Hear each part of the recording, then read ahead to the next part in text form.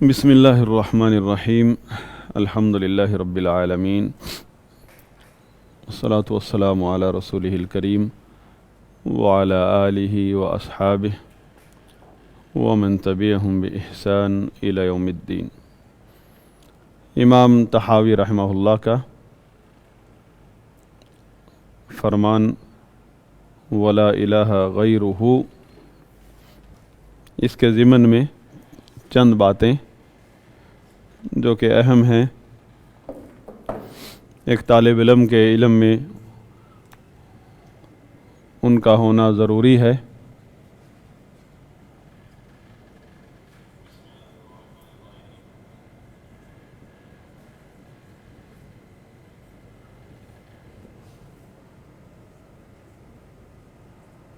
ولا الہ غیرہ،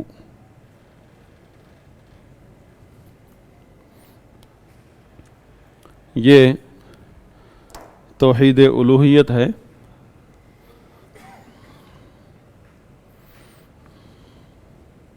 کہ جس طرح اللہ تعالیٰ کا کوئی مماثل نہیں ہے، اللہ کے ساتھ کسی کی مماثلت نہیں ہے،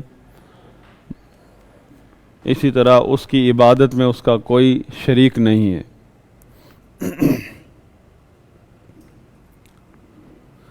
کلمہ توحید لا الہ الا اللہ،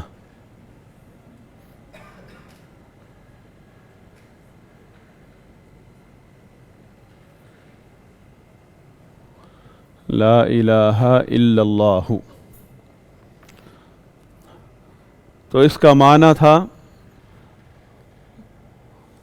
جو صحیح معنی ہے، جو صحیح تفسیر ہے اس کا، لا معبود، الہ کا مطلب ہے معبود، بحق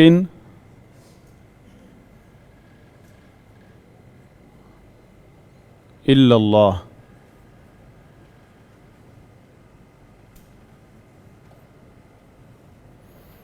کہ نہیں ہے کوئی معبود برحق سوائے اللہ کے، جس کی دلیل ہے ذالک بأن اللہ هو الحق وأن ما يدعون من دونه هو الباطل، کہ اللہ کے علاوہ جس کی بھی کوئی عبادت ہوتی ہے، جس کو بھی لوگ اللہ کی عبادت میں شریک بناتے ہیں، اس کے برحق ہونے کی نفی ہے، کہ جتنے بھی اللہ کے علاوہ جتنے بھی معبود ہیں ان کی عبادت بھی باطل ہے، ان کا معبود ہونا بھی باطل ہے، اس طرح کی جتنی بھی عقیدتیں ہیں سب باطل ہیں، اللہ کے علاوہ کوئی حقدار نہیں ہے ان عقیدتوں کا۔ یعنی ان عقیدتوں میں جو عام طور پر جو لوگوں کے اندر پائی جاتی ہے، جس کی وجہ سے لوگ شرک میں مبتلا ہوتے ہیں، وہ ہے خوف، امید اور محبت، اور عبادت کے بھی یہی ارکان ہیں۔ ہم نے پہلے پڑھا تھا عبادت کی تعریف میں، الخوف والرجاء، اور تیسرا ہے محبت۔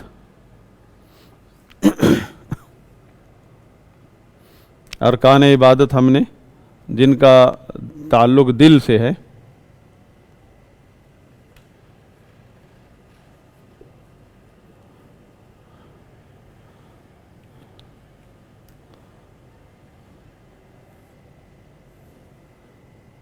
الخوف،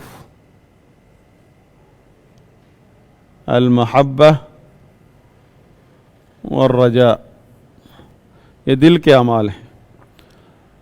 جب ان تین چیزوں کی بنیاد پر آدمی کسی کے سامنے عاجزی و انکساری اختیار کرتا ہے اور پھر کوئی کام کرتا ہے یا کسی کام سے پرہیز کرتا ہے، تو یہ عبادت ہے۔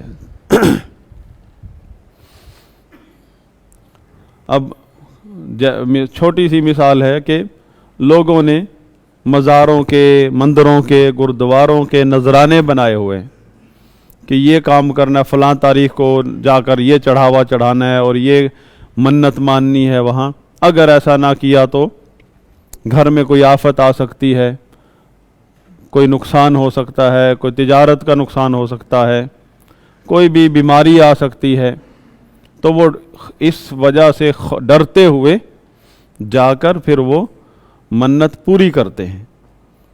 بتایا کس نے ہے؟ کس نے اس چیز پر لگایا ہے؟ کوئی ایسے علماء سو ہیں، کاہن ہیں یا علماء ہیں جو ان کو اس چیز پر لگاتے ہیں۔ اب وہ ان کا یہ ڈرنا کہ نقصان ہو جائے گا، نقصان کر دے گا، کوئی نقصان کر دے گا، یہ پہنچی ہوئی سرکار یہ کوئی نقصان کر دے گی میرا، کسی نے اس سرکار کے مزار سے درخت کاٹ لیا تھا، بس ٹہنی کاٹی تھی، الٹا کر دیا تھا، اس کو الٹا کر، یہ تو ہم نے بچپن سے سنا ہے، یہ سنی سنائی باتیں نہیں، ہم نے دیکھا ہے لوگوں کو اس طرح ڈرتے ہوئے، باقی کسی نے نہیں دیکھا الٹا کس کو کیا تھا، کون ہوا تھا، ہاں یہ کسی نے نہیں دیکھا ہے۔ اور ہو بھی جائے نقصان، ہو بھی جائے تو یہ شیطانی اعمال ہیں، لوگ ان کو کرامات کا درجہ دے دیتے ہیں۔ امام ابن تیمیہ رحمہ اللہ نے اپنی تفاسیر میں اس چیز کو اجاگر کیا ہے کہ لوگ جنات کی حرکتوں کو کرامات بنا لیتے ہیں، کیونکہ جنات کئی طریقے سے انسانوں کے ساتھ رہتے ہیں، کبھی کسی انسان کی شکل میں آ کر بات کرتا ہے، کسی پیر کی شکل میں آ کر بات کرتا ہے، کبھی یعنی انسان اور جنات مل کر گیم کھیلتے ہیں اور لوگوں کو شرک پر لگاتے ہیں۔ اور کئی لوگ سمجھتے ہیں کہ یہ جو ایک عامل ہے، ہم تو یعنی یہاں تو کئی لوگ تو بڑی دلیری سے اپنے آپ کو عامل کہتے ہیں، عامل جادوگر، یہ وہاں ہوتا ہے جہاں کفر اور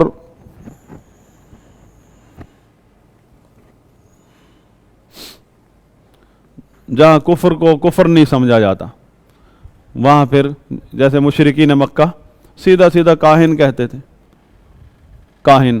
اب یہاں تو کوئی اپنے آپ کو جادوگر نہیں کہے گا، جو مسلمان ہے تو مسلمانوں کے ماحول میں اپنے آپ کو جادوگر کوئی نہیں کہتا، ہاں جاہل بد عقیدہ لوگوں کے ماحول میں کہے گا جادوگر، کالا علم۔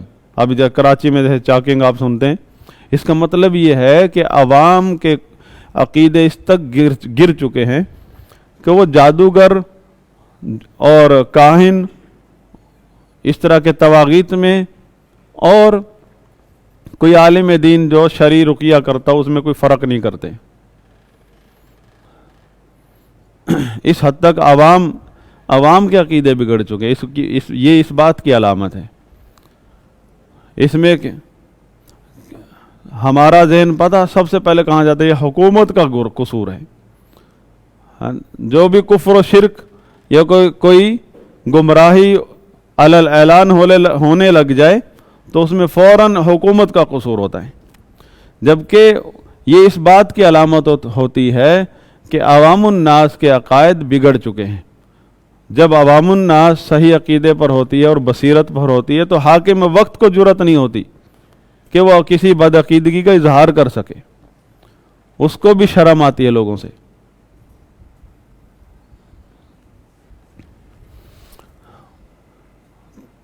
تو اس کئی شیطانی اعمال ہوتے ہیں، لوگ اس کو کرامت کا درجہ دیتے ہیں۔ مثلا وہ عامل کاہن جس کو لوگ پیر صاحب سمجھ رہے ہیں، کوئی شیخ بزرگ سمجھ رہے ہیں، وہ کیا کہتا ہے، اپنے مریدوں کو سب کو بتا رہا ہوتا ہے کہ ابھی آپ لوگ فلاں ٹائم پر گھر سے نکلے تھے، فلاں کھانا کھا کر نکلے ہو، فلاں رنگ کا جو رکشہ تھا جس میں آپ بیٹھے تھے، رستے میں کتنی گاڑیاں چینج کی وہ بھی بتا دیتا ہے، راستے میں کس سے ملے تھے، کیا لے کر آپ نے کھایا تھا وہ بھی بتا دے گا۔ کس طرح کرامت ہے یہ، اس کی شیطانی عمل ہے، بلکہ اس کا یہ بتانا، یہ تھوڑا سا بھی اگر کسی انسان کو، کسی مسلمان کو عقیدے کا شعور ہے تو اس کے یہ بتانے سے سمجھ جائے کہ یہ شیطان ہے۔ عقیدے کا شعور ہمارے اندر ختم ہو چکا عوام الناس میں، وہ اس طرح کی حرکتوں سے اور گمراہ ہوتے ہیں، کیونکہ اس صحابہ نے تو ایسی کوئی چیزیں نہیں دکھائیں، تابعین نے، تبع تابعین نے، ائمہ محدثین کی کوئی ایسی اس طرح کی چیزیں، ایسی کرامات کے نام پر اس طرح کی۔ یہ ہمیشہ ہندوؤں کے سادھو دکھاتے ہیں، گردواروں کے جو مجاور ہیں، یا یہود و نصارہ کے جو گمراہ کرنے والے طواغیت ہیں، وہ اس طرح کی حرکتیں کرتے ہیں، اور یہ ہمارے ماحول میں بھی اس طرح کے لوگ اگر پائے جاتے ہیں تو ان کا تعلق ان سے ہے۔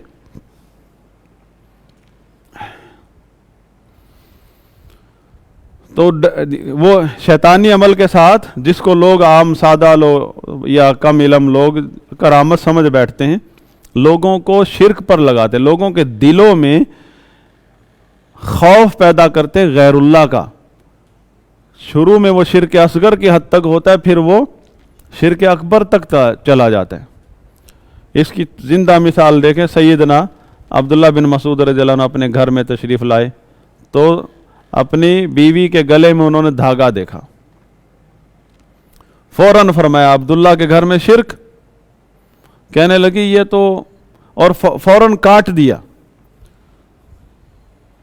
اور ان کی بیوی نے حیران ہو کر کہا کہ اس سے پہلے جب میں دھاگا اتارتی تھی تو آنکھ میں میری تکلیف شروع ہو جاتی تھی، اسی لیے میں دھاگا باندھتی تھی، کسی پڑوسی اہل کتاب یہودی سے اس پر رقیہ کر کے باندھتی تھی۔ تو عبداللہ بن مسعود رضی اللہ عنہ نے کیا فرمایا کہ یہ شیطان ہے جو آپ کی آنکھ میں انگلی مارتا ہے، تو پھر آپ بھاگی جاتی ہو دھاگے کی طرف، باندھ لیتی ہو، جو ہی کھولتی ہو فوراً انگلی مار دیتا ہے، اور جو ہی باندھ لیتی ہو ہٹ جاتا ہے۔ یہ ایسا کتنا ہو، بچے کو تھوڑی سی تکلیف ہوئی بھاگے گئے، تعویذوں میں لاد دیا، بچے کو گدھا بنا دیا بچپن سے ہی، جو ہی اتارتے ہیں بچہ روتا ہے، ساری رات روتا تڑپتا ہے۔ وہ شیاطین کو ساتھ لے کر جو آئی ہو آپ، یہ ساری عورتیں کرتی ہیں یہ حرکتیں، لاکھ سمجھا لو، بچے کو لے کر چوری چھپے چلی جاتی ہیں، تعویذ باندھے ہوئے، آج کل پیدا ہوا آج فوراً دھاگا باندھا ہوا ہے، خود جاتے شیطان کی قدموں میں، تاکہ شیطان جنات جو ہیں ان کا خوب ان کے ساتھ چکر کھیلتے رہیں۔ تعویذ لے کر آئے، جو ہی اتارتے ہیں فوراً تکلیف شروع ہو جاتی ہے۔ یہی وہی ہوتا ہے شیطانی عمل۔ شیطان چاہتا ہے کہ شرک اکبر نہیں تو شرک اصغر تو کریں،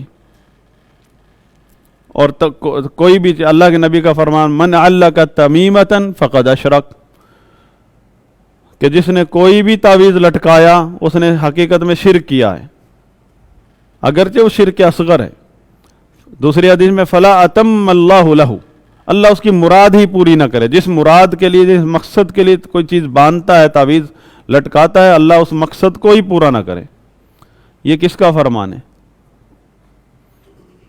اور جا کر اس کی طرف جاتا ہے، تعویذ لٹکانے کی طرف، جبکہ شرعی رقیہ بتایا آپ کو، سورۃ الفاتحہ کا دم کر سکتے ہیں، بیمار ہو جاتا ہے تو آخری تین قل معوذتین سورۃ الاخلاص پڑھ کے ہاتھ پر پھونک مار کے پورے جسم پر پھیر لیں۔ اور گھر میں جب بھی کوئی بیمار ہو، نبی صلی اللہ علیہ وسلم کی سنت ہے کہ ان پر معوذات کا دم کرنا، بیمار ہو تو، اور یہ بلکہ معمول تھا جب آپ صلی اللہ علیہ وسلم وَكَانَ يَفْعَلُهُ إِذَا اشْتَكَى، وہ عمل جو سونے کے وقت ہے نا، 3 قل والا، 3 قل پڑھ کے ہاتھ پر پھونک مارنا تھوک کے چھینٹوں کے ساتھ، پہلے سر پہ، پھر چہرے پر، پھر جسم کے اگلے حصے پر، پھر پیچھے حصے پر، تکلف نہیں کرنا کہ خلال بھی کرتے پھریں، کانوں میں بھی انگلیاں، بس جہاں ہاتھ پہنچتا ہے بس۔ اور اس حدیث کے آخر میں بخاری شریف کی حدیث ہے وَإِذَا اشْتَكَى كَانَ يَفْعَلُهُ إِذَا اشْتَكَى، یعنی آپ کا یہ بھی معمول تھا، جب بھی بخار ہوتا تھا یہی معمول تھا آپ کا، آپ یہ دم کیا کرتے تھے۔ اور آپ کی آخری جو بخار تھا اس میں سیدہ عائشہ رضی اللہ عنہ دم کرتی تھی اسی طرح، اور آپ کے ہاتھ پر پھونک مارتی تھی آپ کے ہاتھ، تاکہ آپ کا ہاتھ بابرکت ہے اور نبی صلی اللہ علیہ وسلم اللہ کا رسول ہے، بخار ہوا ہے اور دم کون کر رہا ہے؟ سیدہ عائشہ رضی اللہ عنہا۔ یعنی یہاں سے یہ بھی پتہ چلا افضل آدمی ایک افضل ہے، متقی پرہیزگار ہے، اس پر دم ایک عام سا مسلمان بھی کر سکتا ہے۔ ہم نے دم کے لیے بنایا ہوا دم کے لیے کہ کوئی بڑی ہستی ہونی چاہیے۔ دم کا تعلق ہستیوں سے نہیں ہے، دم کا تعلق اللہ سے ہے کہ یہ سبب ہے شفا کا۔ رقیہ دم، ہم اردو میں دم کہتے ہیں، عربی میں اسے رقیہ کہتے ہیں۔ تو یہ ایک آدمی کیا کرتا ہے؟ شرکیہ کام کرتا ہے، مزار پر جا کر منت چڑھا دیتا ہے، منت شرکیہ کام کرتا ہے، اور کس وجہ سے؟ خوف میں آ کر کہ میرا نقصان نہ ہو جائے۔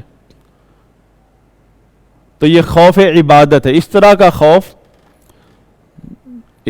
خوف جس میں نفع نقصان کا ڈر ہے، نقصان کا ڈر ہے کہ اگر نہ کیا تو نقصان کر دے گا وہ غیر اللہ۔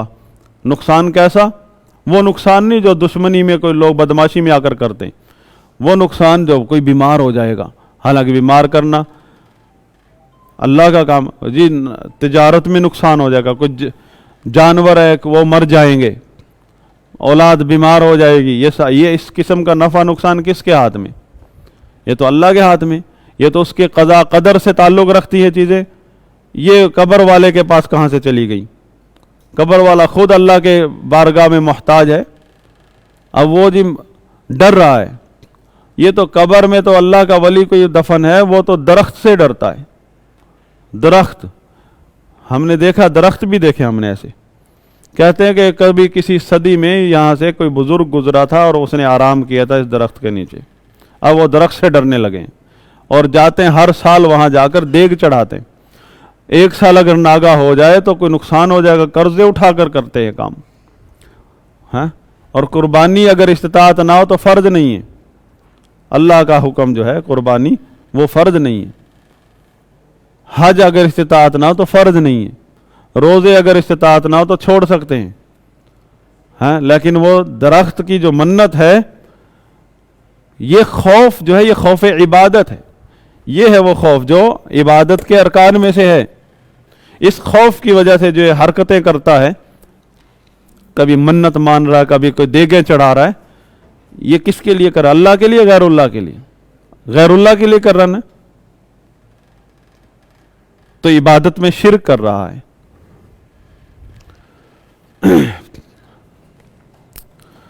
اسی طرح محبت میں بھی کرتا ہے کہ جا کے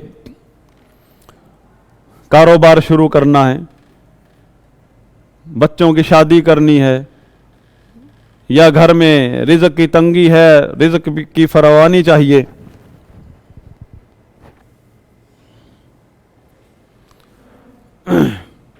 تو کیا کرتا ہے؟ جا کر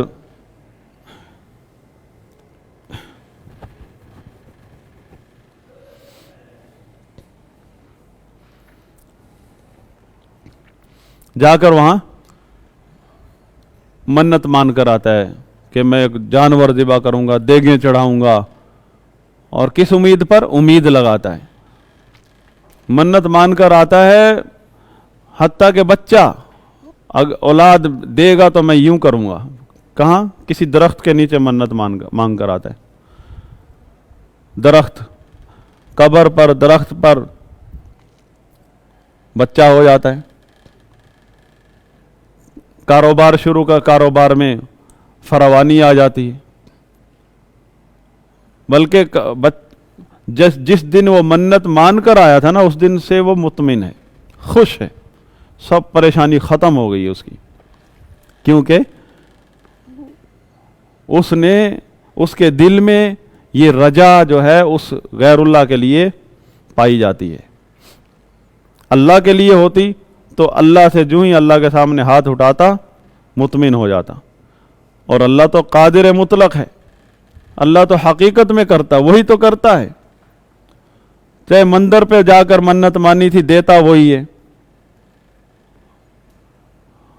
اب تو پھنس گئے ہو، منت مان کر غیر اللہ کی بیٹا دیا اللہ نے. اگر کیونکہ رجا ہے دل میں، غیر اللہ کی رجا ہے، غیر اللہ سے امید ہے، امید لگاتا ہے. تو یہ رجا دل کا عمل ہے. اور کیوں جاتا ہے یہ بار بار ادھر ادھر؟ محبت ہے، محبت ہے جس کو کہتے ہیں ہم اولیاء اللہ پر کو مانتے ہیں. اولیاء اللہ کی جو محبت، جس درجے کی یہ محبت ہے غیر اللہ کی، اولیاء اللہ کی، یہ محبت عبادت ہے. جو اسلام نے سکھائی ہے محبت اولیاء کی، وہ الحب فی اللہ والبغض فی اللہ کی والی ہے، الولا والبرا والی ہے، کہ ہم اللہ کے اولیاء سے محبت کرتے ہیں کیونکہ وہ اللہ کے نیک بندے ہیں. اس محبت کا یہ مطلب تھوڑا کہ ہم ان کی منتیں ماننے لگ جائیں، ان سے ڈرنے لگ جائیں کہ وہ ہمارا نقصان کر دیتے ہیں.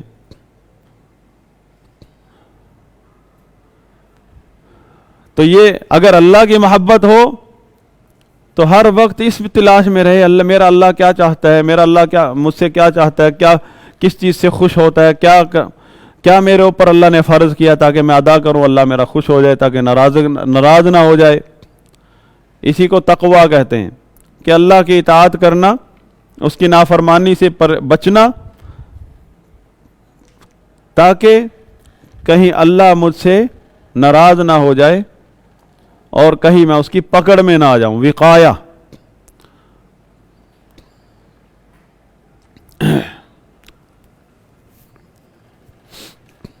تو اس میں اللہ کے علاوہ کسی کی بھی کوئی عبادت کرتا ہے اس کی نفی کی گئی ہے، سرے سے نفی، ختم.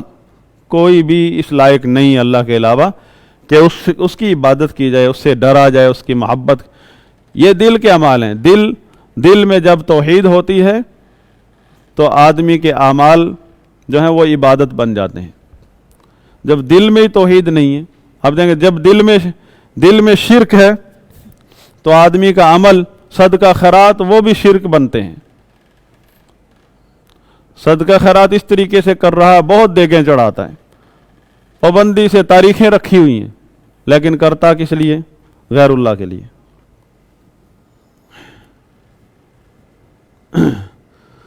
بہرحال یہ چھوٹی سی ایک چیز تھی کہ اس میں نفی ہے، اس کلمے میں یہ نفی ہے اور یہ اس بات ہے.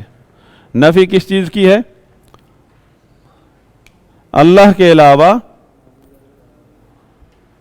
جتنے بھی معبودان ہیں، معبودان باطلہ، جتنے بھی معبود ہیں وہ باطل ہیں، الا اللہ. اب اگلا مرحلہ یہ ہے، اگلی بات یہ ہے، لوگوں نے یہ سمجھا ہوا ہے کہ مشرکین عرب جو کفار ہیں وہ پتھروں کی پوجا کرتے ہیں یا لکڑیوں کی. پتھر جہاں دیکھا بس پوجا، سجدے میں گر گئے. اگر وہ اتنے پتھروں کے پجاری ہوتے نا تو انہیں چھوٹے چھوٹے بت بنانے کی ضرورت نہیں. بڑے بڑے پہاڑ تھے چاروں طرف، پہاڑوں پر لپٹ جاتے، یہ ہمارے معبود ہیں. پورا عرب جو ہے پہاڑوں سے بھرا پڑا ہے. آپ مکہ کا دیکھیں نا، اوپر سے فضائی نظارہ دیکھیں، کتنی چوٹیاں، پہاڑوں کی چوٹیاں نظر آتی. ہر پہاڑ کو کسی کو بارش کا رب بنا لیتے، کسی خالق الہ بنا لیتے. کسی کو کبھی سنا کہ کسی پہاڑ کی منت چڑھائی انہوں نے؟ تو بتوں کی پوجا کیوں کرتے تھے؟ کیونکہ پتھروں سے وہ پتھروں میں کوئی تاثیر سمجھتے، جس طرح کہ آج کل کے مشرک ہیں کہ فلاں پتھر میں فلاں تاثیر ہے اور فلاں پتھر میں فلاں تاثیر ہے. وہ تو جو بتوں کی پوجا کرتے تھے نا، آپ دیکھیں ابراہیم علیہ السلام کے دور میں تھے ستاروں کے پجاری اور بت پرست تھے. یہ مشرکین کا فلسفہ ہے، یہ پرانا فلسفہ قدیمی، کہ ابراہیم علیہ السلام کے دور میں بت بنائے جاتے تھے اور تھے وہ ستاروں کی پوجا کرنے والے. बुतों में हर सितारे का के ताल्लुक से एक निस्बत से एक बुत बनता था। और इसी तरह सबसे पहला शिरक जो तारीख़ इंसानियत में सबसे पहला शिरक जो शुरू हुआ वो 5 बुजुर्गों के मुजस्मे थे। और 5 बुजुर्ग कौन थे? वो पंजतन पाक थे, अल्लाह के रसूल, अल्लाह के नबी आदम अलैहिस्सलाम की औलाद थे। 5 बुजुर्ग थे, सगे बेटे थे 5। ये भी सारे आदम अलैहिस्सलाम के औलाद हैं, हम सब। लेकिन हम यानी उसकी नस्ल में से हैं, उसका खून है। लेकिन आदम अलैहिस्सलाम के वो 5 बेटे जो थे वो अम्मा हव्वा के पेट से पैदा हुए थे। अम्मा हव्वा के हाथ के पाले हुए थे। आदम अलैहिस्सलाम ने बैठ के उनको लुक़मे खिलाए थे और उनको पढ़ाया था, तौहीद पढ़ाई थी। उनके नाम सूरह नूह में ज़िक्र हैं। और सूरह नूह की तफसीर आप इब्न कसीर वाली उठाएं, आपको उसके बारे में, उनके बारे में जो रिवायात हैं वो भी वहाँ मिल जाएंगी, अहादीस। अब यानी शुरू में तो बस वो एक याददाश्त के लिए, यादगार के लिए उनके मुजस्मे बनाए थे।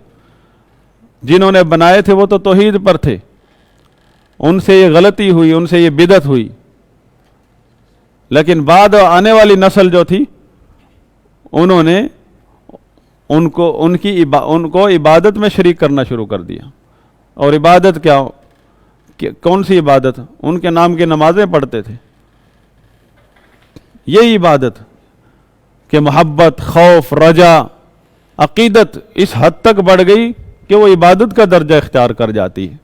अकीदतें जो है गैरुल्लाह से जब गैर शरई तरीके से होती हैं तो फिर वो इबादत का दर्जा इख्तियार कर जाती है। इसीलिए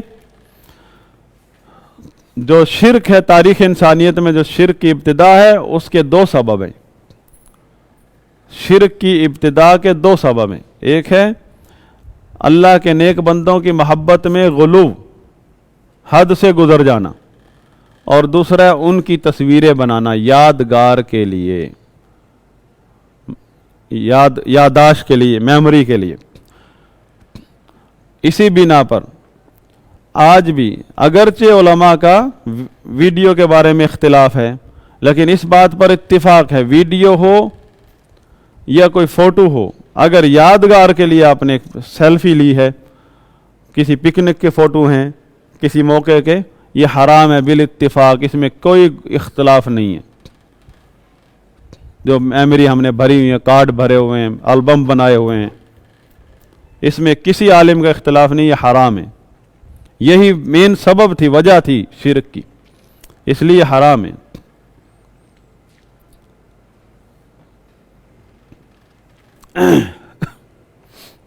तो जो मुशरिकीन जो थे नबी सल्लल्लाहु अलैहि वसल्लम के दौर के, वो एक अकीदे पर नहीं थे, उनके कई मसलक हैं।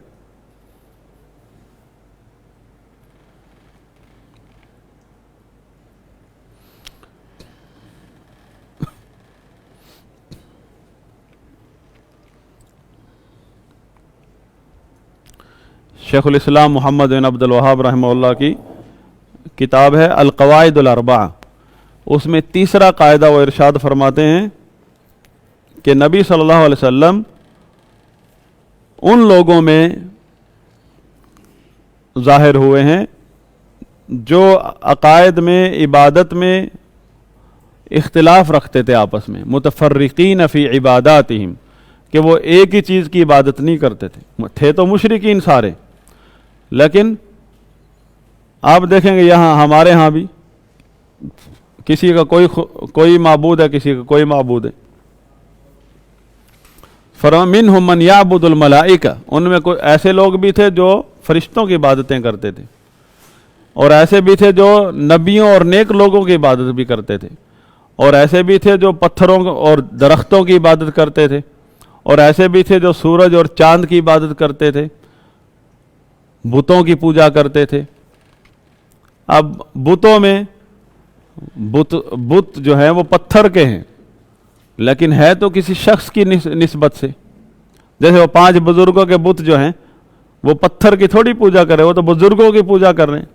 اور وہ 5 بزرگوں کے جو بت تھے وہ بھی نبی صلی اللہ علیہ وسلم کی بعثت سے پہلے مشرک یہ قریش مکہ میں عرب لوگوں میں جب شرک کا آغاز ہوا, اس آغاز میں ہی وہ بت دریافت ہو گئے تھے.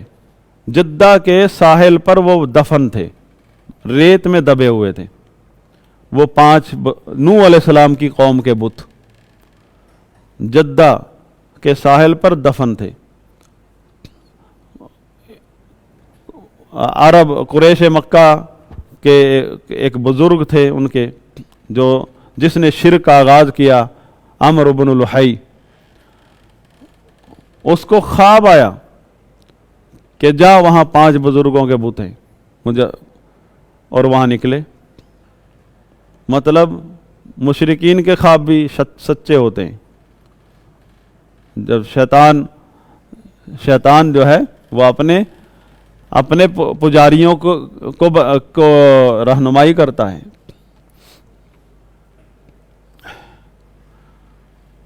وہ بت بھی وہیں تھے.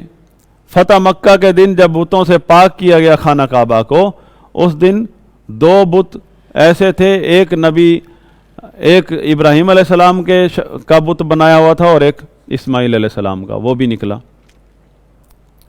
مشرکین مکہ اولیاء اللہ کے منکر نہیں تھے.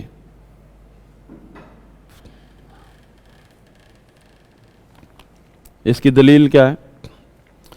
آپ اسماعیل علیہ السلام ابراہیم علیہ السلام سے بڑا کوئی اللہ کا ولی ہو سکتا ہے؟ سب سے پہلے تو ان کی پوجا کرتے تھے وہ. اور ہمارا جو گاؤں کا بچہ بھی جانتا ہے کہ وہ اللہ کے فرشتوں کو کیا کہتے تھے, کیا عقیدہ تھا ان کا فرشتوں کے بارے میں, کہ یہ بیٹیاں ہیں.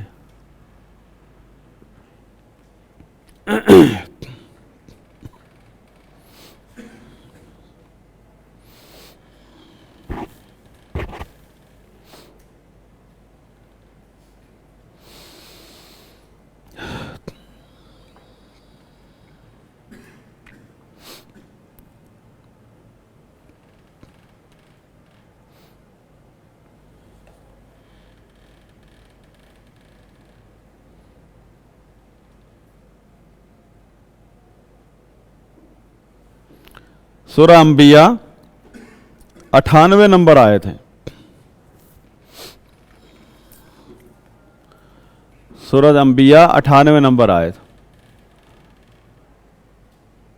اللہ تعالیٰ کا فرمان ہے انکم وما تعبدون من دون اللہ حسب جہنم انتم لہا واردون. یعنی یہ مشرکین کو مخاطب کر کے اللہ تعالیٰ نے فرمایا, مشرکو یعنی عرب کے لوگ, قریش مکہ, مشرکین عرب, انکم تم اور جن کی تم عبادت کرتے ہو اللہ کو چھوڑ کر, اللہ کے علاوہ, حسب جہنم سب کے سب جہنم کا ایندھن ہو. اب وہ کن کی عبادت کرتے تھے؟ ہم تو سمجھتے بتوں کی. ہاں اس میں تو کوئی شک نہیں, کرتے تھے بتوں کی عبادت.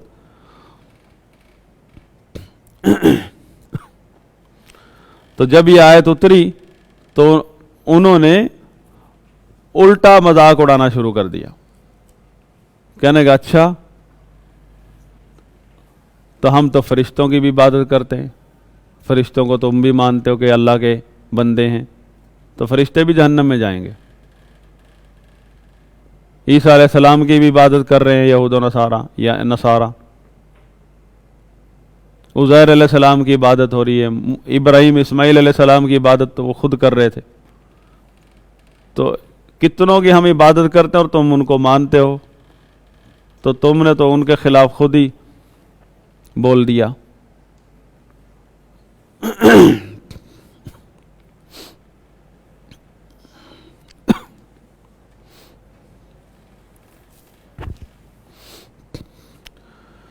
تو یہ تفسیر بغوی, تفسیر ابن کثیر میں آپ کو اس آیت کی تفسیر میں अहादीस मिलेंगी। अब्दुल्ला बिन ज़बारी अस्सहमी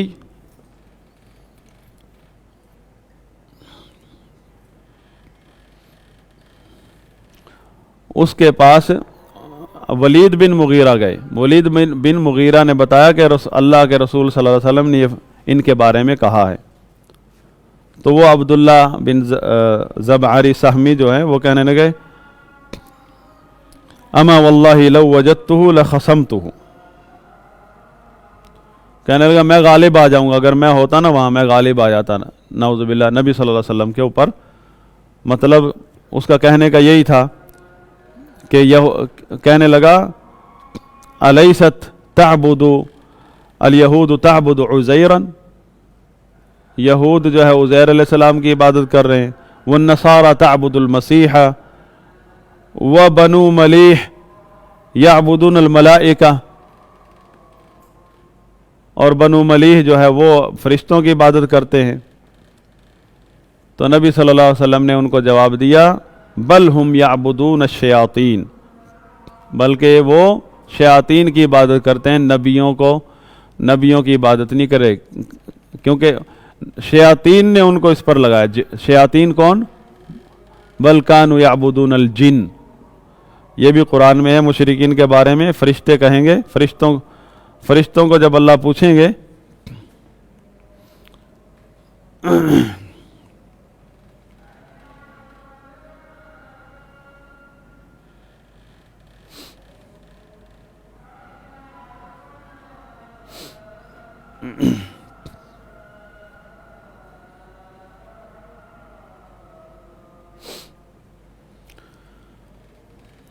कि क्या तुमने इनको अपनी इबादत पर लगाया, वो कहेंगे ये तो बल्कि जिन्नों की इबादत करते थे।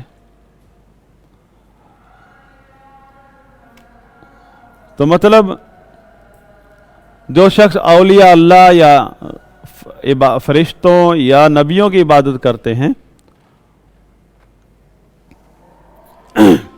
वो दरअसल शैतान की इबादत करते हैं, कि उनका तागूत तो जो है वो शैतान है। जो उमर बिन खत्ताब रज़ियल्लाहु अन्हु ने तागूत का मतलब बताया शैतान, जबकि तागूत का मतलब है कि हर वो चीज़ जिसकी लोग इबादत करते हैं और वो अपनी इबादत पर राज़ी है, यानी उसका भी वही अकीदा है, तो वो लोगों का तागूत है। या वो लोग जो लोगों को गैरुल्लाह की इबादत पर लगाते हैं डंडे से, या एक अकीदत यानी मुर्शिद बनकर, या डंडे के साथ लोगों को गैरुल्लाह की इबादत पर शिर्क अकबर पर लगाते हैं, ये लोगों के तवागीत हैं। तो गैरुल्लाह की इबादत का इनकार करना ये सब पहला रुकन है तौहीद का। फमन यकफुर बित्तागूत व युमिन बिल्लाह फ़क़द इस्तमसक बिलउरवतिल वुस्क़ा ला इन्फ़िसाम लहा।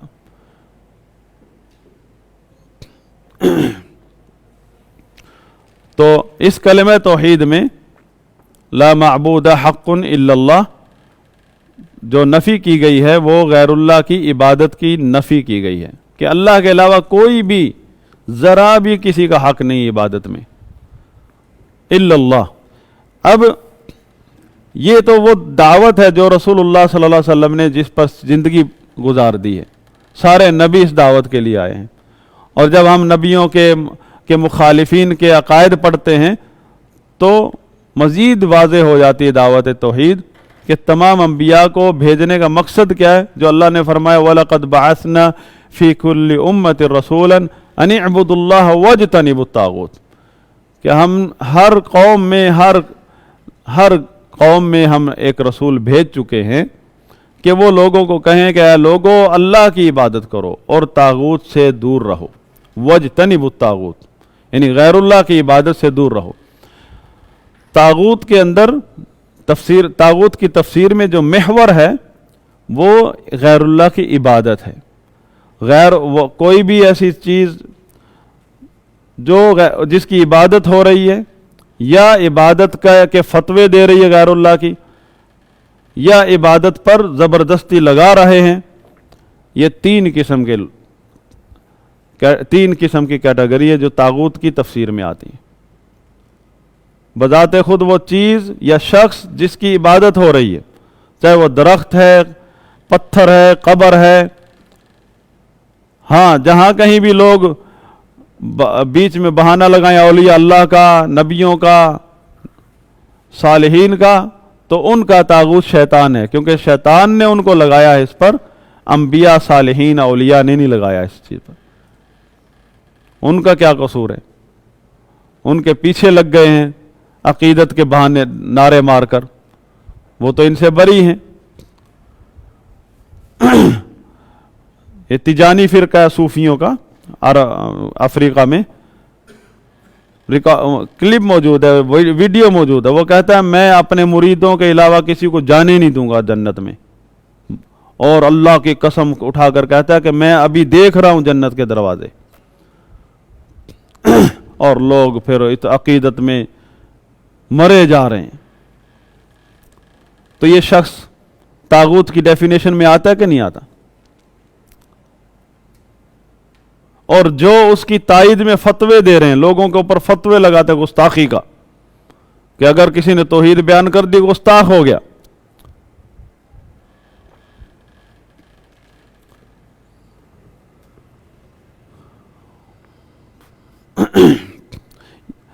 یہ جھگڑا ہے نبیوں کے ساتھ مشرکین کا عبادت کے معاملے میں۔ آپ خود دیکھتے ہیں، تھوڑا سا بس آپ جو ہے نا توحید کی بات کرے، کس طرح اہل شرک جو ہیں کس طرح طیش میں آتے ہیں، پاگل ہو جاتے ہیں۔ ان کا بس چلے تو زندہ جلا دیں آپ کو۔ ہاں ویسے بہت مہذب میٹھی زبان والے ہیں، توحید اور اہل توحید کو دیکھنا برداشت نہیں کرتے۔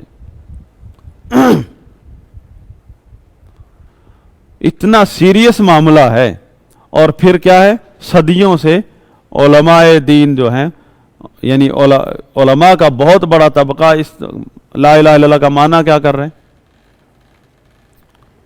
کیا معنی اس کی باطل تفسیریں،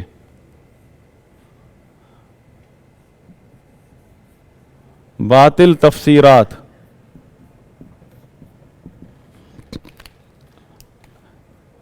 ایک فرقے نے معنی کیا لا خالق الا اللہ، کہ جھگڑا ہی ختم ہو جائے گا اگر آپ کہنا لا خالق الا اللہ، کوئی مشرک آپ سے ناراض نہیں ہوگا، کیونکہ وہ بھی کہتا ہے اللہ ہی خالق ہے، ابو جہل بھی کہتا ہے اللہ ہی خالق ہے۔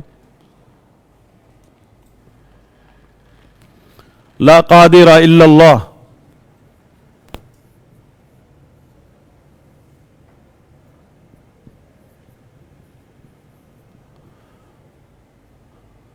ہمارے پاکستان میں تو کچھ توحیدیوں کو ذرا اور جوش آیا، انہوں نے کہا لا مشکل کشا الا اللہ۔ یہ مشکل کشا عربی کا لفظ تو نہیں ہے، لیکن زبان ان کی کیونکہ اردو ہے نا، مشکل کشا۔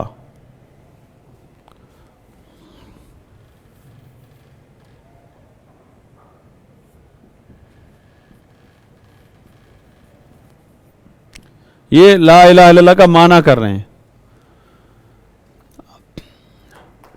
پھر ایک اور بدعت کے مجدد پیدا ہوئے لوگ تو آئے تفسیر کرنے، لا حاکم الا اللہ، انہوں نے عبادت کی ڈیفینیشن ہی چینج کر دی۔ لا حاکم الا اللہ، انہوں نے کہا عبادت یہ نمازیں، یہ عقیدتیں، یہ عقیدے، یہ کسی کام کے نہیں جب تک حکومت نہیں ہوتی۔ آپ حکومت میں آئیں، اسلام آباد کو فتح کریں گے تو اسلام عبادت کا حق ادا ہوگا۔ تو نعوذ باللہ نبیوں میں کتنے ہیں جو حکمران ہیں، جنہوں نے حکومت کی ہے۔ خود ہمارے نبی صلی اللہ علیہ وسلم نے دعوت کو سیاسی رنگ دیا، نعوذ باللہ۔ باقی جو اللہ نے نبی صلی اللہ علیہ وسلم کو حکومت دی تو وہ تو اللہ کا وعدہ ہے اس امت کے لیے۔ خلافت کا جو کانسیپٹ آج ہمارے نزدیک موجود ہے، یہ کانسیپٹ صحابہ کو نہیں دیا نبی صلی اللہ علیہ وسلم نے۔ جس آیت سے سورہ نور کی جو آیت ہے جس وہ خلافت کے الفاظ ہیں وہاں لیستخلفن، ہاں استخلاف، اس کا مطلب جو آج لوگوں نے لیا ہوا ہے وہ نبی صلی اللہ علیہ وسلم نے نہیں دیا وہ کانسیپٹ. اس کا مطلب تو یہ ہے کہ اس وقت جو ہے جب نبی صلی اللہ علیہ وسلم نے دعوت کا آغاز کیا، حتیٰ کہ مکہ بھی مسلمانوں کا نہیں سمجھا جاتا تھا، مسلمانوں کو بے دین نعوذ باللہ بے دین ہونے کا طعنہ دیا جاتا تھا. تو اللہ تعالیٰ نے وعدہ کیا کہ اگر تم ایک اللہ کی عبادت کرو گے، اس کے ساتھ شریک نہیں بناؤ گے، تو اللہ تعالیٰ تمہیں استخلاف دے گا. استخلاف دوسری جگہ بھی قرآن میں ذکر ہوا کہ اللہ تعالیٰ ایک نسل کو ختم کر کے دوسری نسل کو لے آتا ہے وہ زمین پر، کہ تمہیں اللہ تعالیٰ ملک دے گا. دنیا کے نقشے میں مسلمانوں کا ملک تسلیم کیا جائے گا کہ یہ مسلمانوں کا ملک ہے. تو جو لوگ کہتے ہیں خلافت نہیں ہے، اللہ تعالیٰ نے تو اپنا وعدہ پورا کیا ہے کہ تمہیں دنیا کے نقشے میں مسلمانوں کو دنیا نے تسلیم کیا. دنیا کا نقشہ پورا ہی نہیں ہوتا جب تک مسلمانوں کے ملک نہ بیچ میں دکھائے جائے. ایک پاکستان کا نقشہ اگر کوئی ڈیلیٹ کر دے تو نقشہ غلط قرار پائے گا، اس کو کوئی خریدے گا ہی نہیں کہ اس میں غلطی ہے، پاکستان کہاں ہے. باقی آپ خلافت کا یہ مطلب جو ہمارے ہاں ہے کہ آپ کے پاس ملک بھی موجود ہے، سب کچھ موجود ہے آپ کے پاس، اللہ تعالیٰ نے آپ کے اپنا ملک دیا، اپنے لوگ حکومت کر رہے ہیں. خلافت کا یہ مطلب نکالنا کہ اس سے ہٹ کر کوئی ہم ایک الگ کوئی اور اس کے علاوہ کوئی اور زمین پہ بنائیں گے ہم، یعنی مسلمان ملک کے ہوتے ہوئے کوئی. ہاں اسلام کی تعلیم یہ ہے کہ آپ اپنے جسم پر اپنے جہاں بھی ہو اپنے دائرہ کار میں اللہ اور اس کے رسول کی اطاعت کریں، اللہ اور اس کے رسول کے احکامات کو بجا لائیں. حاکم ہو وہ اپنے حساب سے ذمہ دار ہے، حاکم کی ذمہ داریاں ہیں، عالم کی الگ ذمہ داریاں، ہر مسلمان کی ذمہ داری ہے کہ وہ اللہ اور اس کے رسول کی اطاعت کرے. تو یہ بھی تفسیر مطلب لا الہ، یہ سارے معنی اہل بدعت کے ہیں. لا حاکم الا اللہ، لا رازق الا اللہ، جو مرضی کرتے رہیں. دیکھیں خالق ہے، قادر ہے، مشکل کشائی کرنا، خالق پیدا کرنا، قدرت، حکم، یہ سارے اللہ کے افعال ہیں. اللہ کے افعال ہیں کہ اللہ تعالیٰ یہ کام کرتا ہے. تو اس میں تو ابو جہل نے انکار نہیں کیا ان چیزوں کا. اور یہ توحید ربوبیت ہے کہ جب اللہ کے افعال کی بات آتی ہے تو اس کا تعلق توحید ربوبیت سے ہے کہ افراد اللہ بافعالہ، اللہ تعالیٰ کو اس کے افعال میں ایک ماننا. تو یہاں اللہ کے افعال کی بات ہو رہی ہے، یہاں تو اللہ بندوں کے افعال کی بات ہو رہی ہے کہ بندے اپنے افعال کو اللہ کے علاوہ کسی کے لیے بھی اگر خاص کرتے ہیں یا کسی کو بھی اللہ کے ساتھ شریک کرتے ہیں تو یہ عبادت بھی باطل ہے اور یہ عقیدتیں بھی باطل ہیں، یہ معبودان باطلہ ہیں. کوئی اللہ کے علاوہ حقدار نہیں ہے بندوں کے افعال کا. بندے اپنے اعمال کو اللہ کے لیے خالص کریں. یہاں توحید عبادت ہے. تو مشکل کشائی کرنا بھی اللہ کا فعل ہے، اللہ کا کام ہے. ہاں اللہ سے مدد مانگنا جب آپ مشکل میں، یہ عبادت ہے اور وہ اس میں ہے. لا الہ الا اللہ میں جب آپ کہیں گے لا معبود بحق الا اللہ، لا خالق الا اللہ، یہ توحید ربوبیت ہے. لا معبود بحق الا اللہ کا مطلب یہ ہے کہ خالق سے مانگو. بچہ مانگنا ہے، کوئی بھی چیز جو نہیں ہے، وہ پیدا کرنے والا وہ ہے، پیدا کرنے والا وہ ہے. یہ تو توحید ربوبیت ہے. لا الہ الا اللہ کا مطلب یہ ہے کہ جب پیدا کرنے والا وہ ہے تو بچہ درخت سے مانگنے کا مطلب کیا ہے؟ یہ تو شرک ہے۔ جب پیدا کرنے والا وہ ہے، رزق دینے والا وہ ہے، مشکل کشا وہ ہے، حاکم اعلیٰ وہ ہے، فیصلہ اس کا چلتا ہے، تو پھر اسی سے مانگو، اسی کی عبادت کرو، اسی سے ڈرو نفع نقصان کے معاملے میں، اس کی نافرمانی سے ڈرو، اس کی اطاعت کر کے اس کے وعدوں کے مصداق بنو۔ اس نے وعدے بھی دیے ہیں کہ جو یہ کام کرے گا، جو یہ کام کرے گا، جو اس طرح اطاعت کرے گا، اس کے لیے یہ ہے اور اس کے لیے یہ ہے۔ اس کے وعدوں پر یقین کرو اور مطمئن ہو جاؤ اس کی اطاعت کر کے، اس سے مانگو تو خوش ہو جاؤ، مطمئن ہو جاؤ، پریشانی دور ہو جانی چاہیے جب اللہ پر توکل کر لیا۔ تو لا الہ الا اللہ کا مطلب تو یہ ہے، اس کا مطلب یہ نہیں لا الہ الا اللہ کہ وہ عقیدے دہراتے پھرو، جس پر مشرکین کو بھی کوئی اعتراض نہیں ہے۔ تو اس کا انکار کب کرتے تھے؟ مشرکین مکہ کے بارے میں قرآن میں، مشرکین کے بارے میں قرآن میں جگہ جگہ آیات ہیں، ان سے پوچھا جائے کون ہے خالق، کہیں اللہ، کون ہے رازق، اللہ، کون ہے حاکم، اللہ، پناہ دینے والا، مشکل کشا کون ہے،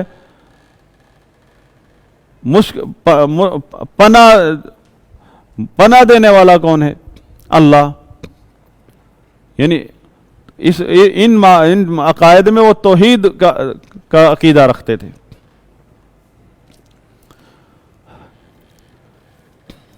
اب ایک اور تفسیر آ گئی، ایک اور تفسیر ہے۔ اب دیکھیں یہ جو ہے تفسیر ہم پہلے اس پر بات کر چکے ہیں، یہ متکلمین کی تفسیر ہے۔ یہ لامشکل کشا والی جو آج کل جب دیکھا نا ان متکلمین کے مسلک کے لوگوں نے کہ دیکھا نا جب شرک اکبر علی اعلان ہو رہا ہے مسلمانوں میں، تو وہ لا الہ الا اللہ کے تشریح کر رہے گھنٹے گھنٹے لگا کر، لا مشکل کشا الا اللہ۔ وہ تو مانتا ہے، کون کہہ رہا ہے کہ مشکل کشا اللہ نہیں ہے؟ کوئی ہے ادھر کوئی آپ نے دیکھا کہ جو شرک کرتا اور وہ یہ بھی کہتا ہو کہ اللہ مشکل کشا ہی نہیں کرتا ہے؟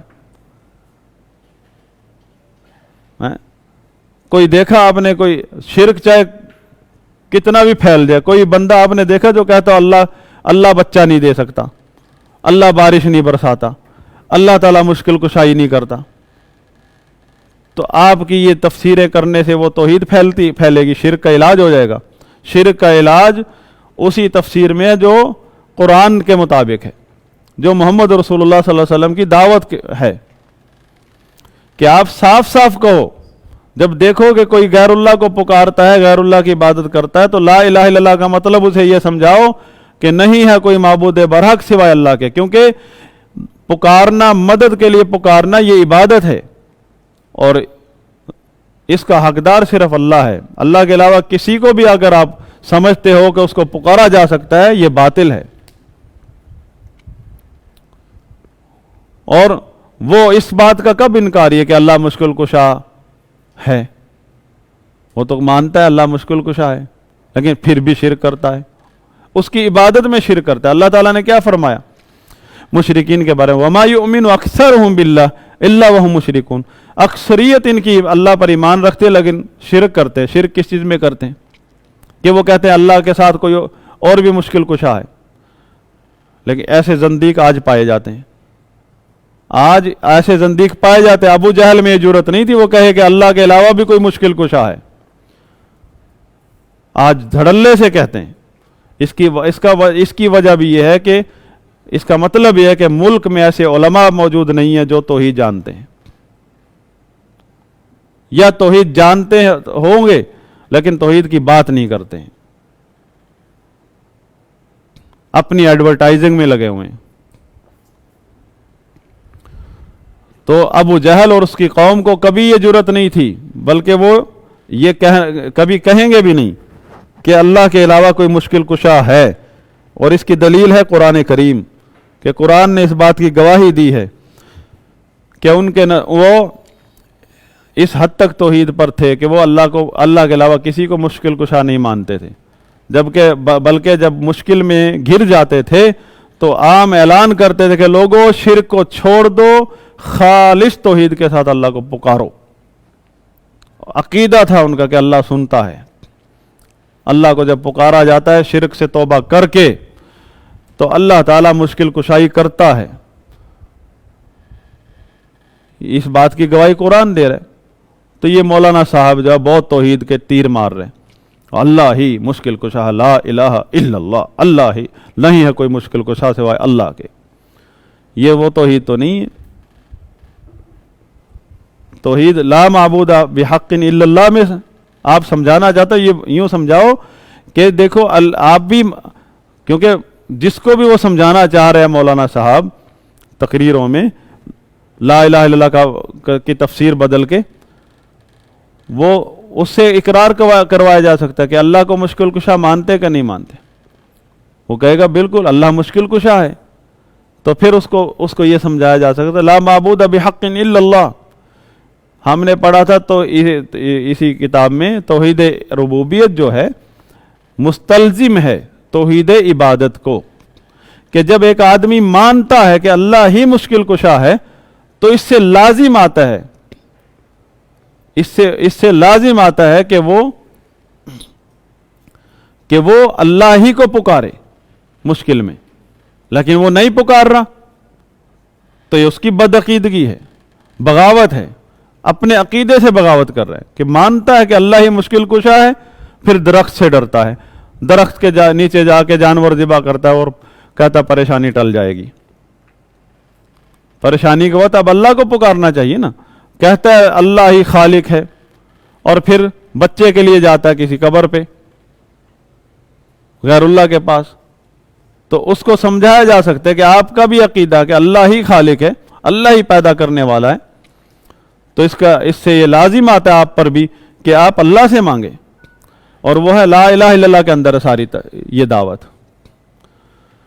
دوسرا بندہ کہتا ہے لا حاکم الا اللہ، اور تیسرا ایک اور کہتا ہے کہ نفی کرتا ہے الیقین الفاسد عن ذات الاشیاء.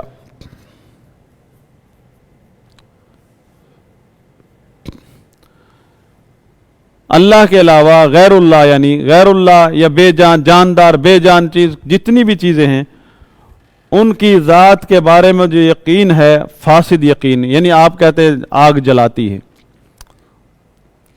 آگ غیر اللہ ہے نا، اور ایک چیز ہے کہ آگ جلا دیتی ہے، آپ اس میں کوئی بھی چیز ڈال دو جلا دیتی ہے، میں ہاتھ ڈالوں گا جلا دے گی. آپ کا جو یقین ہے آگ کے بارے میں آگ جلا دیتی ہے، یہ آپ کا یقین فاسد ہے. وہ کہتا ہے کون ہے یہ؟ غیر اللہ سے کچھ نہ ہونے کا یقین اور اللہ سے سب کچھ ہونے کا یقین دل میں آ جائے، یہ کون کہتا ہے؟ تبلیغی جماعت. اور ہم نے پڑھا تھا کہ جب اہل بدعت ہمیشہ اپنے بد عقیدگیوں کو مجمل عبارتوں سے پیش کرتے ہیں، مجمل عبارتیں لے کر آتے ہیں، ظاہر میں وہ اچھی ہوتی ہیں. تو اہل سنت کا کیا طریقہ ہے کہ کوشش کرتے ہیں کہ اس کا صحیح معنی کیا بن سکتا ہے، پھر وہ اس کو بتاتے ہیں کہ اس کا صحیح معنی یہ، اگر آپ یہ کہنا چاہتے ہیں تو یہ صحیح معنی ہے، اور اگر آپ یہ کہنا چاہتے ہیں تو یہ غلط معنی ہے. اب اس نے کہا اردو میں، چلو یہ عربی میں جو علماء نے لکھا ہے وہ اس طرح لکھتے ہیں الیقین الفاسد عن ذات الاشیاء الیقین الصادق علی ان اللہ هو القادر علی کل شیء. یہ عربی میں لکھتے ہیں علماء، اور اردو میں تو ہمارے کان پک چکے ہیں سن سن کے. غیر اللہ سے کچھ نہ ہونے کا یقین، غیر اللہ سے کچھ نہ ہونے کا یقین اور اللہ سے سب کچھ ہونے کا یقین دل میں آ جائے. اب اس کا ایک ہم کوشش کر کے صحیح معنی سمجھنے کا، صحیح معنی جو کتاب و سنت کے قریب ہو وہ معنی لینے کی کوشش کرتے ہیں. تو زیادہ سے زیادہ اس میں یہ سمجھ سکتے ہیں ہم، اگر ہم صحیح معنی کرنے کی، قرآن و حدیث کے قریب کرنے کی کوشش کریں اس عبارت کو، ہم حسن ظن رکھتے ہوئے اگر اس کی تفسیر کریں تو ہم نے سمجھا کہ وہ یہ کہنا چاہ رہے ہیں کہ جو کچھ بھی ہوتا ہے اللہ کی مشیت سے ہوتا ہے، غیر اللہ کی مشیت نہیں ہوتی.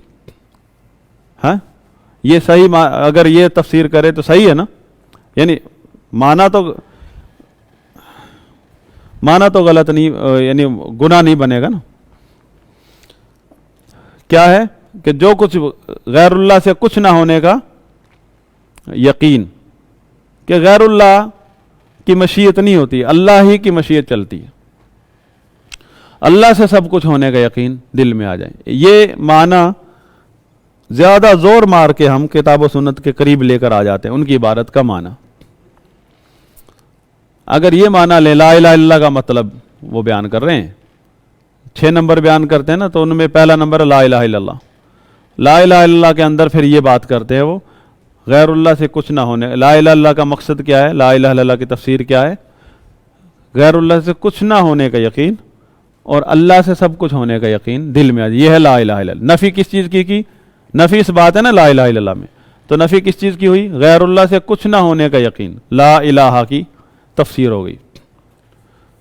اور الا اللہ، اللہ سے سب کچھ ہونے کا یقین، کہ اللہ ہی سب کچھ کرتے ہیں، غیر اللہ سے کچھ نہیں ہوتا۔ سادہ الفاظ میں ہمیں یہی سا لگتا ہے کہ وہ یہ کہنا چاہ رہے ہیں کہ اللہ ہی سب کچھ کرتے ہیں۔ تو اگر یہ بھی لے لے تو لا الہ الا اللہ کی تفسیر یہ نہیں ہے، یہ تو یہ بھی توحید ربوبیت میں آئے گی، جبکہ دوسرا باطل جو فاسد معنی ہے، جو گمراہ کن معنی اس کا معنی ہے، جو وہ ہمیں جب پتہ چلتا ہے جب ان کے تفصیل سے بیانات سنتے ہیں، بزرگوں کے ان کے جو تفصیل سے جب بیانات سنتے ہیں، پھر ہمیں پتہ چلتا ہے کہ ایک آدمی چھوٹی سی دکان تھی، بہت بڑی فیملی تھی، دکانداری کر رہا ہے، کسی نے اس کو بلایا چلو زندگی دے دو اللہ کے راستے میں، اس نے کہا میرے بچے مر جائیں گے بھوکے، اس نے کہا شرک ہے یہ، اللہ دیتا ہے رزق، دکان سے پر یقین لگایا ہوا ہے۔ دکانداری، ایک چھوٹی موٹی تجارت کرنا، کوئی بھی کام کرنا، محنت مزدوری کرنا، اور اس کے اوپر اپنے گھر کا گزارا چلانا، اس لیے محنت مزدوری کرنا کہ چھوٹے چھوٹے بچے ہیں بھوکے نہ مر جائیں، یا اپنی ذات کے لیے کہیں لوگوں کا محتاج نہ ہو جاؤں، اپنے ماں باپ کے لیے۔ اللہ کے نبی نے فرمایا یہ سب اللہ کے راستے میں، یہ بندہ اللہ کے راستے میں۔ اور یہ بزرگ جی کہہ رہے ہیں کہ یہ بندہ شرک کر رہا ہے، اس کا اللہ پر یقین نہیں ہے، اللہ کی ذات پر یقین نہیں ہے، اور ڈر رہا بچے بھوکے مر جائیں گے۔ یہ کہاں ملیں گے یہ تفصیلات؟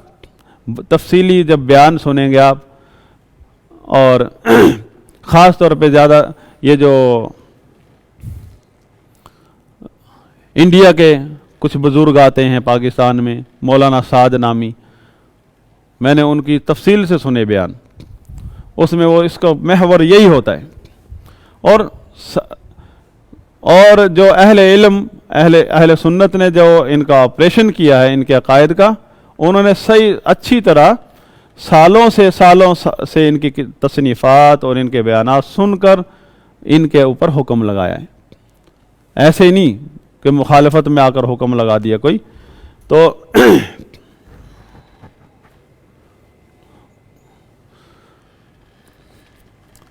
وہ کہتا ہے کہ غیر اللہ سے کچھ نہ ہونے کا یقین، مطلب آپ جب کہتے ہیں کہ آگ جلا دیتی ہے، پانی میں میں نہیں جاؤں گا ڈوب جاؤں گا، پانی نہیں ڈبوتا، آگ نہیں جلاتی، بلکہ جب کوئی چیز آگ میں گرتی ہے تو عین اس وقت اللہ تعالیٰ جلاتا ہے اس چیز کو۔ کوئی بندہ پانی میں گرتا ہے تو عین اس وقت اللہ تعالیٰ ڈبوتا ہے، یعنی فاعل اللہ ہے۔ آگ ہم کیا کہتے ہیں؟ ہم کہتے ہیں آگ سبب ہے جلنے کا، پانی ڈوبنے کا سبب ہے، محنت مزدوری معیشت کا سبب ہے، رزق کا سبب ہے۔ اسباب کو اختیار کرنا چاہے، کم ٹوٹے پھوٹے اسباب ہیں۔ توکل کا مطلب یہ نہیں ہے، توکل کا مطلب یہ ہے کہ آپ اسباب اختیار کرو اور نتیجہ اللہ پر چھوڑو۔ اللہ چاہے تو آگ میں گرے ہوئے بندے کو بچا لے، ورنہ آگ چھوڑتی کسی کو نہیں ہے، پانی کسی کو نہیں چھوڑتا ہے، اللہ چاہے تو بچا لیتا ہے۔ کچھ بھی ہوتا ہے اللہ کی مشیت سے ہوتا ہے، لیکن یہ چیز اسباب جو ہے یہ اللہ کی سنت ہے، سنت اللہ ولن تجد لسنت اللہ تبدیلا، اور وہ اسباب کا رد کر رہا ہے۔ جو اسباب کی جو کوئی بات کرے گا فوراً کہتا ہے شرک ہے، یہ فاسد عقیدہ ہے، زندیقانہ عقیدہ ہے یہ، کہ اسباب کا انکار کرنا جو اللہ تعالیٰ نے بنائے ہیں، اور وہ لا الہ الا اللہ کی تفسیر بیان کر رہے ہیں، ہر چھوٹا بڑا لا الہ الا اللہ کی تفسیر بیان کر رہے ہیں۔ اب عام آدمی کو تو پتہ نہیں اس کے پیچھے مقصد کیا ہے، عبارت کے پیچھے اگر اچھا گمان رکھیں بھی صحیح تو مقصد کیا بنتا ہے، وہ لا الہ الا اللہ کی تفسیر میں نہیں آتا، وہ زیادہ سے زیادہ اللہ کی مشیت سے تعلق رکھتا ہے کہ اللہ کی مشیت سے سب کچھ ہوتا ہے۔ اگر ہم ایک حسن ظن رکھتے ہوئے مطلب سمجھیں کہ اللہ کے غیر اللہ سے کچھ نہ ہونے کا یقین، اللہ سے سب کچھ ہونے کا یقین دل میں آ جائے، اگر ہم اس حسن ظن کے بیس پر اس کا ترجمہ کریں تو ہم کہیں گے کہ یہ کہنا چاہ رہے ہیں کہ اللہ ہی ہر چیز پر قادر ہے، اللہ تعالیٰ کی مشیت سے سب کچھ ہوتا ہے، لوگوں کے چاہنے سے کچھ نہیں ہوتا ہے۔ تو یہ بھی لا الہ الا اللہ کی تفسیر نہیں بنتی، اس کا بھی تعلق اللہ کے مشیت سے ہے اور اللہ کی قضاء و قدر سے ہے، توحید ربوبیت سے ہے۔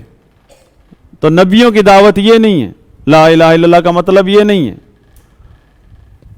لا حاکم الا اللہ، اس پر کافی بات ہو چکی ہے کہ اللہ کا حکم دو طرح کا، ایک حکم کونی قدری، ایک حکم شرعی۔ تو یہ تو اللہ کا حکم ہے، ربوبیت سے تعلق رکھتا ہے، آپ نے کیا کرنا ہے وہ بتائیں۔ اللہ کا حکم کونی قدری کہ جو حالات ہیں وہ اللہ کی مشیت سے ہیں، تو آپ نے اس پر صبر کرنا ہے، یہ اللہ کا حکم شرعی ہے۔ اور جو کچھ بھی اللہ کی مشیت سے ہے یہ حکم کونی قدری ہے، اور اس پر صبر کرنا ہے، اللہ پر ایمان رکھنا ہے، حکم شرعی ہے۔ اور خوارج کا راستہ نہیں اپنانا ہے، اگر حکمرانوں کو ظلم مسلط ہو جائے، اور اللہ کی تقدیر پر ایمان رکھنا، بے صبرا نہیں ہونا، یہ حکم شرعی ہے۔ اس میں کہاں سے آ گیا اسلام آباد، اس میں کہاں سے آ گئی خلافت، جہاد، امارت؟ اس میں تو اللہ کے حکموں پر سر تسلیم خم ہونا ہے بس، چاہے وہ حکم کونی قدری ہے شرعی ہے۔ انہوں نے کیا کیا، لا الہ الا اللہ کا مطلب کیا لا حاکم الا اللہ، اور اس کا مطلب جہاد، خلافت، انقلاب، اسلام آباد۔ ہاں، مطلب اللہ کے دین سے کھیل رہے ہیں لوگ، الفاظی کے ساتھ لوگوں کو گمراہ کر رہے ہیں، نبیوں کی دعوت سے ہٹا رہے ہیں لوگوں کو۔ اور یہ حال ہے مذہبی طبقے کا، یعنی وہ جو ممبروں پر بیٹھے ہیں وہ گمراہ کر رہے ہیں تو اللہ اس لا الہ الا اللہ کی تفسیر سے، جبکہ قوم جو ہے وہ شرک کی دلدل میں دفن ہوتی جا رہی ہے۔ لوگ، یہ علاج ہے شرک کا، یہ لوگ سمجھتے ہیں اگر ہم شرک سے لوگوں کو منع کریں گے تو اس میں کوئی فائدہ تھوڑا ہے، اس سے کیا فائدہ ملے گا ہمیں، یعنی ان کو فائدہ نہیں نظر۔ اور اللہ تعالیٰ نے نبیوں کا سارا سلسلہ ہی اسی لیے رکھا ہے کہ لوگ شرک سے بچ جائیں، اور جو قوم بھی تباہ ہوئی ہے وہ شرک سے توبہ نہ کرنے کی وجہ سے تباہ ہوئی۔ اور ان حضرات کو، بڑے بڑے حضرات ہیں، ان کو اس منہج میں، نبیوں کی دعوت میں اسلام کا غلبہ نظر نہیں آ رہا ہے۔ ان کو اسلام کا غلبے کے لیے گھوڑے سے اتر کے دوڑ پڑے، اور بھائی گھوڑے پہ بیٹھ کے قتال کرو، ہاں نہیں یہ کہہ رہے گھوڑا تو سست ہے، ہم نیچے اتر کے دوڑیں گے۔ اب مسافر، ٹرین جا رہی ہے اسلام آباد، اور اتنا جنون آ گیا ٹرین سے اتر کے دوڑنے لگ جائے تو ٹرین تو پہنچے گی اسلام آباد، یہ بندہ ادھر ہی رستے میں کہیں شکارپور کے ہسپتال میں دم توڑ کے مرے گا۔ تو یہ انہوں نے دم توڑ لیا، ان میں کوئی اسلام کی خدمت نہیں کی انہوں نے، اور یہ اکثریت ہے۔ تو امام طحاوی رحمہ اللہ نے جو پوائنٹ اٹھایا ہے وہ اہل سنت کے عقیدے کے مطابق ولا الہ غیرہ، یہ ساری باتیں جو ہیں اللہ کے بارے میں پہلے بیان ہو چکی ہیں توحید ربوبیت میں، اور توحید ربوبیت پر جب یہ لوگ آتے ہیں तौहीद उलूहियत के साथ इन्होंने ये हाल किया कि उसका माना ही बदल दिया। और जब तौहीद रुबूबियत पर आते, अल्लाह की रुबूबियत पर, तो वहां फिर भूल जाते हैं अल्लाह खालिक है, मुश्किल कुशा है, हाकिम है, मालिक है, राजिक है, सब कुछ भूल के सिर्फ एक बात पर अटके हुए कि इस कायनात को अल्लाह ने पैदा किया है और वो अकेला है, बस तौहीद हो गई। जिसमें मुशरिकीन का बच्चा भी इनसे ज्यादा तौहीद जानता है। तौहीद रुबूबियत में वहां अल्लाह के दीगर अफ़आल को छोड़ दिया, सिर्फ अल्लाह ही इसका अल्लाह खालिक है और ये जहान मखलूक है और वो पैदा करने में अकेला है। ये इस पर जोर, ये सारा। और जब आई बात नबियों की दावत की, उसमें तौहीद रुबूबियत में घुस गए और अपने मकासद और अपने मनहज को तौहीद के नाम पर अपने मनहज को जो है लोगों के सामने पेश कर रहे हैं। ला हाकिमा इल्लल्लाह, ये खवारिज और खवारिज के मनहज पर चलने वाले लोग ये तफसीर करते हैं। इसी तरह जब तौहीद बयान करते हैं तो अगर वो अहले हदीस तबके से ताल्लुक़ रखते हैं और वो खारजी हो चुके हैं तो फिर वो कहते हैं तौहीद की 4 अक़साम है। चौथी किस्म कहते हैं तौहीद हाकिमियत, और उसमें आयत पढ़ते हैं इनिल हुक्मु इल्ला लिल्लाह। जब उसका मतलब क्या है, वो तौहीद रुबूबियत में आ चुकी है, अल्लाह ही हाकिम आला है, अल्लाह ही का फैसला चलता है और अल्लाह ही के हुक्म पर, क़ज़ा व क़दर पर ईमान रखना, ये शरीयत का हुक्म है। और ये जो है यकीन फासिद व गैरुल्लाह से ना होने का यकीन, कुछ ना होने का यकीन, एक अल्लाह की ज़ात से सब कुछ होने का यकीन दिल में आ जाए, ये बातनियों की तफसीर है, फ़िरक़ा बातनिया की, जो तबलीगी जमात फैला रही है। और लोग समझते हैं ये उलमा अहले सुन्नत का मसलक है, शायद उलमा देवबंद का मसला है। उलमा देवबंद एक अलग फ़िरक़ा है, मातुरीदी हैं, सूफ़ी हैं, नक्शबंदी हैं, लेकिन उनका ये अक़ीदा नहीं है। तबलीगी जमात का जो अक़ीदा है वो उनका नहीं है, इसमें फ़र्क कीजिए। तबलीगी जमात जो है खालिस बातनी सूफ़ियों का अक़ीदा लेकर उठी है और ला इलाहा इल्लल्लाह के नाम पर लोगों को नबियों की दावत से गुमराह कर रही है। इसीलिए उलमा के इस बात पर इत्तिफाक है, इस वक्त उम्मत इस्लामी में सबसे बड़े दो फितने हैं। तराजू में तोलने, एक तरफ तबलीगी जमात और दूसरी तरफ इस्लाम के नाम पर तहरीकें हैं। ये 2 फितने हैं जिन्होंने इस्लाम के दुश्मनों की खिदमत की है और मुसलमानों की कोई खिदमत नहीं की, मुसलमानों को दीन से दूर किया है। लेकिन ये समझ उस वक्त बात आती है जब अक़ीदा अहले सुन्नत को आप पढ़ेंगे।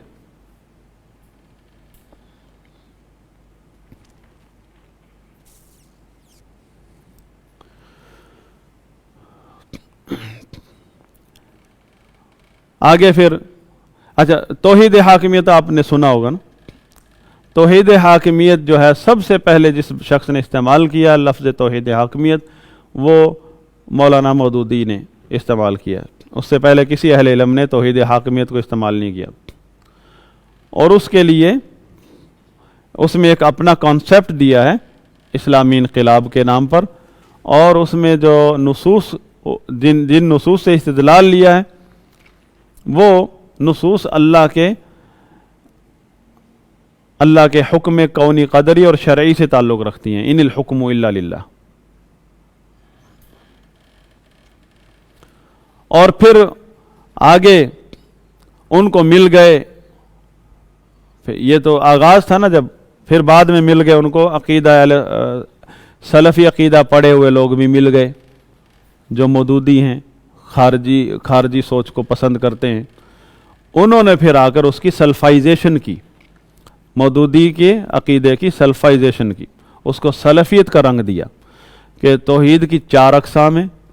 पहले उनको 3 का भी नहीं पता था, तो इन्होंने 3 जो मदीना यूनिवर्सिटी से पढ़ी थी 3 अक़साम, फिर उसमें चौथी मौदूदी तौहीद को फिर चौथे नंबर पर रखा।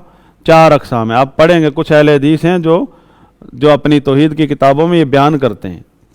मैंने एक किताब हम अरबी में थी, الوجیز فی عقیدت السلف، اس کا ترجمہ کسی نے کیا پاکستانی اہل حدیث نے، اس میں تھی توحید کی 3 اقسام، اس نے حاشیہ لگایا، اس نے کہا چوتھی بھی اقسام ہے، ان کو نہیں پتہ مصنف کو، اور وہ توحید حاکمیت، جس کی وحی ہے مولانا مودودی کو ہوئی تھی، اور اس کی جو ہے نا سلفی رنگ میں اس کو پیش کرنے کے لیے یہ پیش ہیں، یہ جو نام نہاد اہل حدیث، تو اس حضرت نے پھر اس کو دلائل سے مزین کیا، اور جس طرح ہم توحید ربوبیت کی تعریف بیان کرتے ہیں افراد اللہ بافعالہ، تو توحید حاکمیت کی بھی تعریف پیش کی پھر انہوں نے، اخوانی سلفیوں نے، کیا ہے؟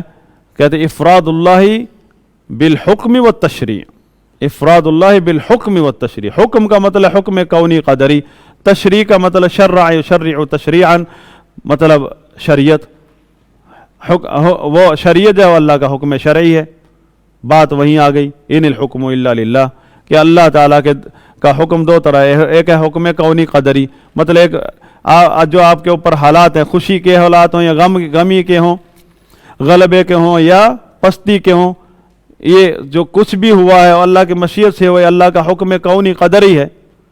اب حکم شرعی کیا ہے؟ حکم شرعی پہلا یہ ہے کہ آپ اللہ پر سب ایمان لائیں کہ جو کچھ بھی ہوتا ہے اس کی مشیت سے ہوتا ہے، حکم شرعی ہے یہ۔ دوسرا یہ ہے کہ کہیں بھی ریاکشن میں آپ کہیں بھی غلط قدم نہ اٹھائیں، شریعت کے خلاف قدم نہ اٹھائیں۔ اگر آپ پر ظالم اور فاسق حکمران یا گمراہ حکمران مسلط ہو گئے ہیں تو یہ حکم اللہ کا حکم کونی قدری ہے۔ اب اس کے ریاکشن میں آپ اگر خروج کرتے ہیں تو حکم شرعی کیا ہے کہ یہ کلاب النار ہیں، اور وہ توحید کے نام پر اسی طرح بلا رہے ہیں۔ شریعت جس کو منع کر رہی ہے، جس چیز کی مذمت کر رہی ہے اللہ کا حکم شرعی، اور یہ توحید حاکمیت والے اسی طرح بلا رہے ہیں، اور پھر ساتھ میں کہہ رہے توحید حاکمیت کا تقاضا ہے یہ، یعنی جس چیز کی شریعت میں مخالفت وہ خود کر رہے ہیں اس کو توحید کا نام دے رہے ہیں۔ ان الحکم الا للہ کے مطابق وہی جو دلائل پیش کرے، انہی دلائل کی روشنی میں وہ باطل منہج پر چل رہے ہیں، توحید کا نام لے دیا۔ اور ساری گمراہی کہاں سے آئی؟ جب لا الہ الا اللہ کی صحیح تفسیر سے انحراف کیا اور دوسری اپنے نظریات کو توحید کے نام پر پیش کرنا شروع کر دیا، پھر خود بھی گمراہ ہوئے اور امت کے بہت بڑے گروہ گمراہ کر دیا۔ اللہ سے دعا ہے کہ اللہ تعالی ہمیں ہر قسم کی ظاہری باطنی ہر قسم کی گمراہیوں سے محفوظ رکھے، اور اللہ تعالی اہل